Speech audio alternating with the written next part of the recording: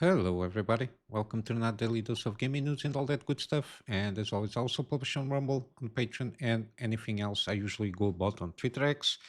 Later today, we'll have another Death Stranding episode. I will try to manage to. I will try to manage. I will try to do the three episodes per week until we wrap up the series, see how it goes.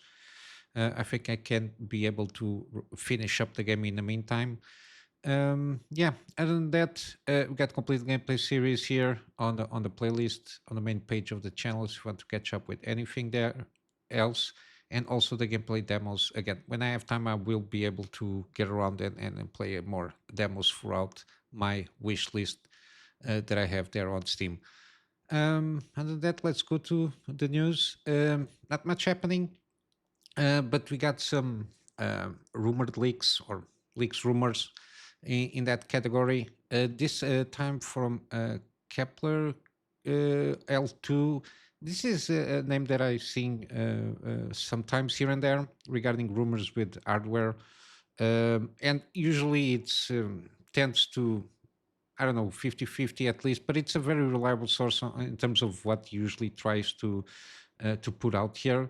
And it seems that UDNA and the console stuff there, it seems that the next versions of the given Xbox and PlayStation and the architecture of UDNA will have some good uplifts in terms of performance. Again, supposedly in terms of GPU side of things, it's expected maybe around 20% improvement on rasterization, but I think the big jump is ray tracing and AI, which is upscalers there. It seems that is going to be the main focus for this first generation of UDNA architecture. And it's trying to supposedly double the performance in terms of ray tracing and upscalers again. And again, with this kind of numbering, I think it will be able to try to be on par with NVIDIA in terms of those performances numbers, specifically with ray tracing. It seems that what they're trying to do here, like huge step, given that RDNA 4 and the difference between RDNA 4 and RDNA 3 is pretty visible in terms of the ray tracing and even again the quality of upscalers, given that the upscalers will the models now are basically AI or in that sense, it's not about that much of the how we used to do in terms of output source. It's kind of their own algorithm there to use the upscalers to the advantage of, in this case, AMD GPUs. So it's more a proprietary kind of technology there. And it seems to be, at least this is what we are getting roundabout for at least for the console stuff there. Again, in terms of there is not going to be at this moment in time no 3D V cache on the graphics sides in terms of chips and again, usually these games usually tend to take advantage of the cache size of the memory stuff there. We see that usually on the CPU side of things, and I think it's probably can be done also if you use it on the GPU side. But then again, given this is going to be an integrated solution for the consoles, kind of a APU kind of a thing there. Again, it should be custom, but the architecture will, I think, revolve around UDNA architecture that AMD already announced they're going to bring as next generation CPUs and GPUs there.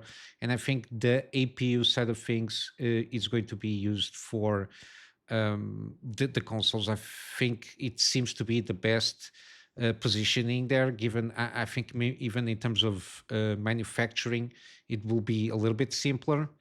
At least that's my sense of things. Instead of just trying to jumble some CPUs and then make some discrete GPUs inside of that console stuff there.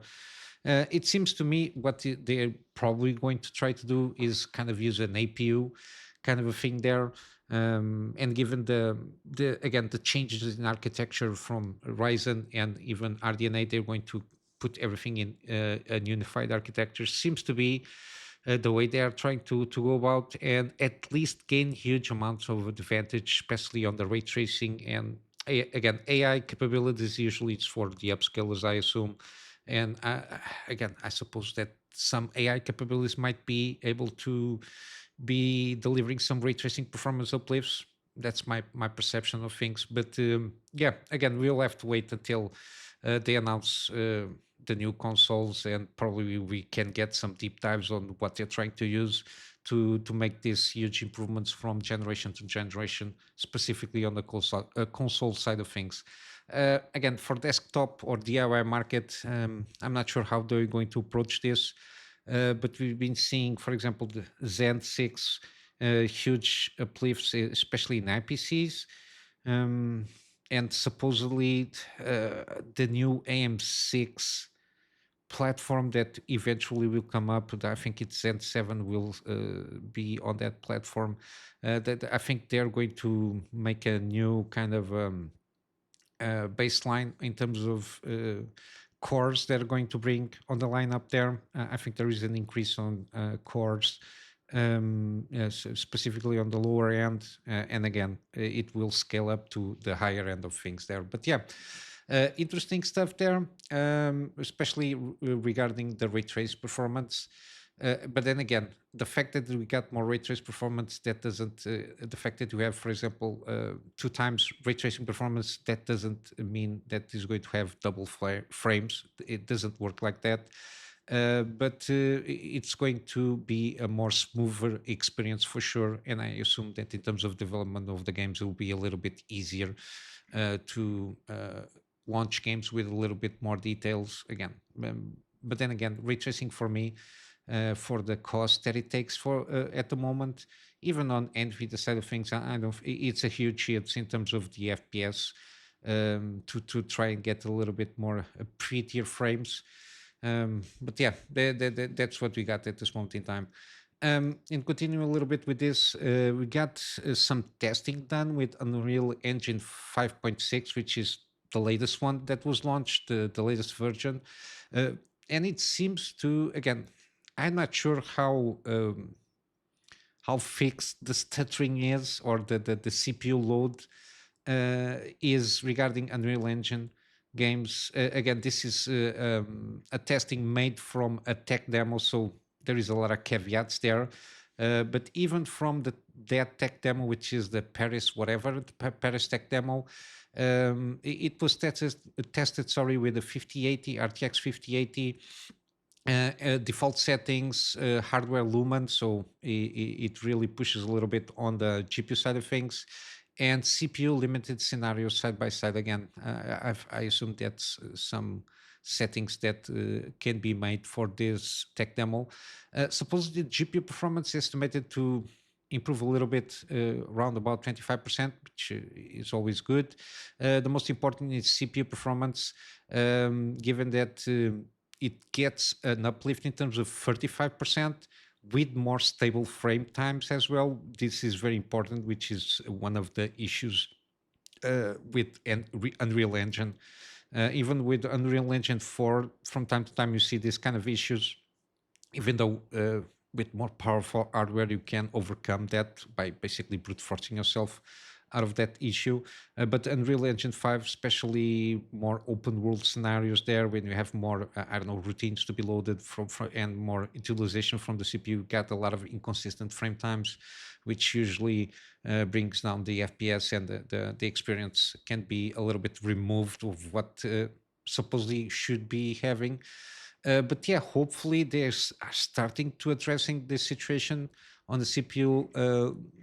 Part of the issues that Unreal Engine usually has been historically, given that again, a lot of people, a lot of developers are using this game engine as their own to make games, and again, the smoother experience that people can have, the better. But again, this is the latest version, so in the upcoming year we will not have any Unreal Engine game with this version here, unless pre-launch somebody managed to update. But that's a huge time resource to translate or update the entire game, especially if it is a bigger game. to this new version. Then people have to test it, Q&A and all that jazz. It's always a little bit time consuming there.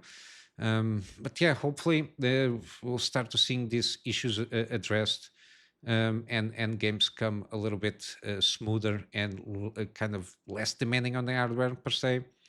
But yeah, hopefully we can get some improvements. Again, we need to see some, if there is a possibility of somebody testing complete games with a number of a version of Unreal Engine 5, whatever it is, to 5.6, to see if there is really some kind of, I don't know, uplifting performance and better frame times and all that jazz. Then you got the announcement a couple of days ago from developers of Mafia, the old country, officially has gone gold, and it's coming to is going to launch on August 8th. So they will take their time this couple of months to I don't know, smooth out everything, patch, see in terms of performance and all that jazz, see what they can do there. Uh, I enjoyed what I've been seeing from Mafia. Even the gameplay segment seems pretty good. It's a more linear Mafia. It's not a open world per se, so it's going to be a little bit story heavy on that sense. I assume it's kind of a thing on each mission that you go throughout the story. You have like open areas per se, so you can tackle different ways the mission that is handled to you. That's my perception. But yeah, hopefully this is online with having a good experience with this game. I think this game is also on the Unreal Engine, if not mistaken. I think so, but don't quote me on that. Then we got also. I watched this yesterday. It came out. I don't know, 2 days ago. Also during the weekend. 21-minute gameplay overview of the Blood of the Dawnwalker.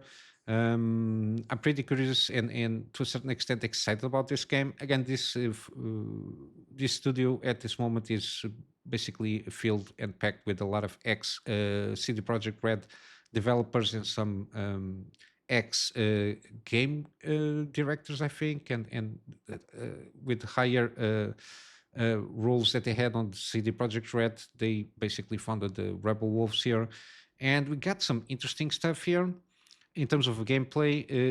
I think we got a little bit of a better sense what we're trying to do here with this game, especially in terms of the time. Got the day and night cycle, and how basically time is kind of a consumable that, or something, a resource that you have to manage, because time by itself doesn't pass by unless you do certain mission, unless when you do missions and such, then time will pass. And I think you have always in your mind there on the earth. For example, I think the entirety of the game is basically you have 30 days to rescue your family, and then you have those 30 days, and each mission will take a chunk of time throughout each day for you to do certain things. Again, usually I assume it's kind of trying to recruit NPCs or discover mysteries to make your character more powerful and all that jazz. So when you reach the final boss or the final encounter, everything can be more manageable. Even though supposedly you can just basically try and go in on the first day and mm, challenge the guy. That's my perception. But yeah, and also the fact how day and night can be. They can basically affect how you can approach missions in this 21-minute gameplay kind of walkthrough. They made a point that there is kind of an abbey or a church that you need to go through and explore to get a little bit more of the secrets. Throughout the day, it's easier to enter. You can walk around basically without any issues, but for you to proceed or to try to advance that specific mission, you need to go throughout the nighttime when you have your vampiric powers to climb up to the church and do the exploration that you need to do to uncover the secrets and all that jazz. A lot of interesting stuff there. The combat seems interesting. Very again, since the first trailer, it seems very the Witcher kind of environment again, in where it's set up, when it is set up. Seems very kind of Witchery vibes, which is good. kind of that dark fantasy, very dreary, kind of realistic, but not it's not real. But yeah, I did enjoy it. What I saw so far. Hopefully, we will get throughout the day. Again, the footage is pre-beta, so we still have at least a few months until probably we will see. I don't know, other showcase here to get a better sense of how things are progressing with the game. But yeah, I did enjoy what I saw there.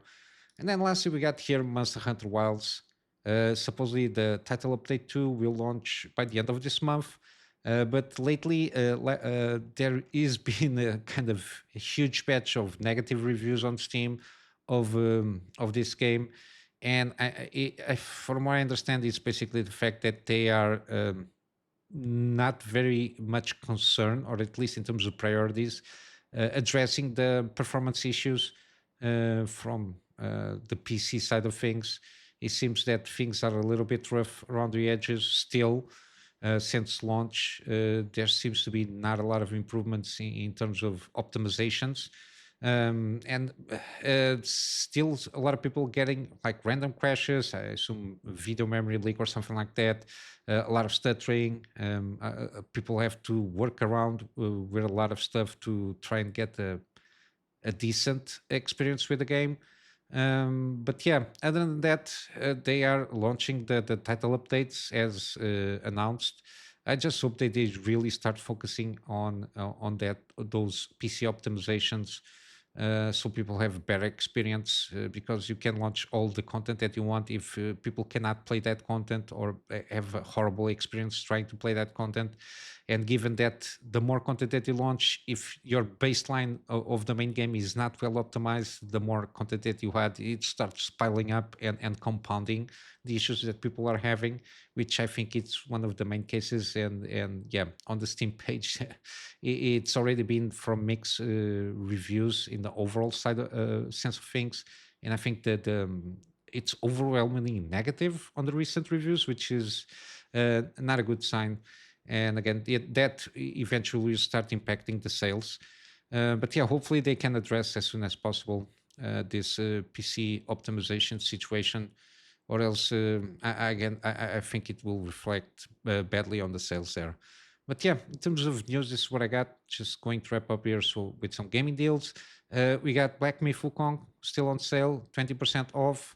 We got Dave the Diver, 40% off until the 26th. The same thing can be said for Dead Space Remake. I can recommend this game at this price point. No need for the deluxe edition unless you want the skins of the suits and the such. Again, I can recommend. I did a gameplay series on this one. If you want to check out or have curiosity about this game, how it feels, the first episode it gives a pretty good idea how the game is, even in terms of performance wise. We got Death Stranding, Director's Cut again. I do recommend. I'm playing this game at this moment. I still didn't finish. I think I'm almost reaching on the final steps, at least on the main story. But yeah, at this price point, it's a no-brainer. Again, very good game indeed. We got Dredge, 50% off on also the digital deluxe edition. We got also Jagged Alliance free, 50% off on this game again. The same guys that brought the the first two mainline Jagged Alliance games there also work on this one. We got Miasma Chronicle, 60% off. Again, I'm curious to trying out this game. Then we got Nine Souls, 30% off. Very positive feedback from the players, kind of a Metroidvania, the Souls-like kind of a thing in terms of the combat stuff there. Seems pretty good. We got Nobody Wants to Die, kind of a detective game. It's now 60% off. We got Pacific Drive Deluxe Edition is 50% off, so I think it might be a good deal. And then last, we got the Callisto Protocol. At this price point, I can kind of recommend this one. Again, the digital deluxe edition, I don't think it has anything like huge, unless there is the contagion bundle and the such, which is kind of a game modes. Again, if you just want to try and experience the story and the main game, I think the normal the base game is more than enough. That there's no need to give extra. Plays well. decent performance. I did claim this game for free on the Epic Game Store, and did a gaming series out of it. I think if you can check the first couple episodes, you get a good idea what it is about. Again, it's not that space; it's its own thing there. Even though there might be some similarities between the two franchises, but yeah, it's very much tries to I don't know, be different in a lot of ways here, especially on the combat side of things. But yeah, with all that said, I'll wrap up here with the Pokemon Patreon as usual. For extra support, this extra support is more aligned for me to be able to get around and get a better storage solution so I can have backups of stuff that I do with my clients. And of course, some extra space for the videos that I do for the channel. And with all that said, I hope you have a wonderful day. I will see you in the next one. So until then, Kunami Master out.